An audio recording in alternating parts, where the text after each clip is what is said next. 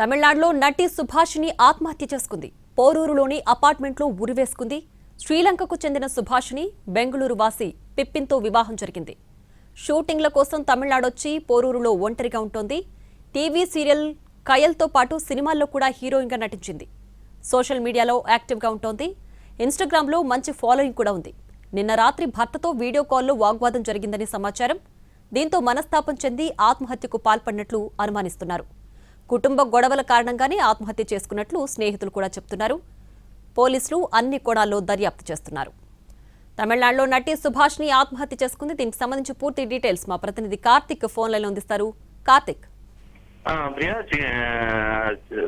నటిగా ఉంటున్నటువంటి సుభాష్ని నిన్న అర్ధరాత్రి ఆత్మహత్య చేస్తున్నట్టుగా కూడా తెలిసింది. టీవీ సీరియల్స్ తో పాటు పలు సినిమాల్లో కూడా నటించినటువంటి ఆమె గత రాత్రి తన భర్తతో వీడియో కాల్లో మాట్లాడుతుంది. ఆ సమయంలో గొడవ పడినట్టుగా కూడా తెలుస్తుంది.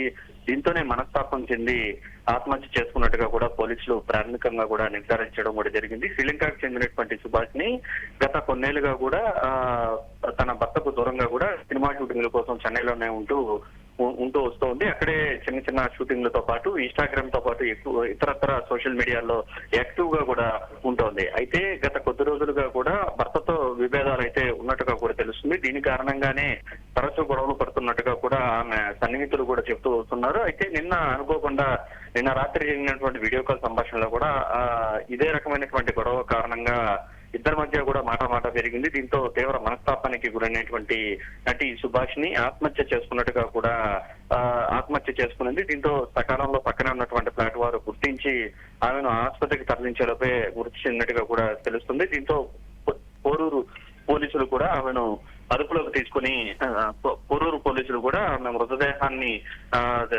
స్వాధీనం చేసుకోవడం కూడా జరిగింది. ఈ మేరకు వచ్చినటువంటి ఫిర్యాదు ఆధారంగా కూడా కేసు నమోదు చేసి దర్యాప్తు చేస్తున్నారు. Right Karthik, thanks for the updates.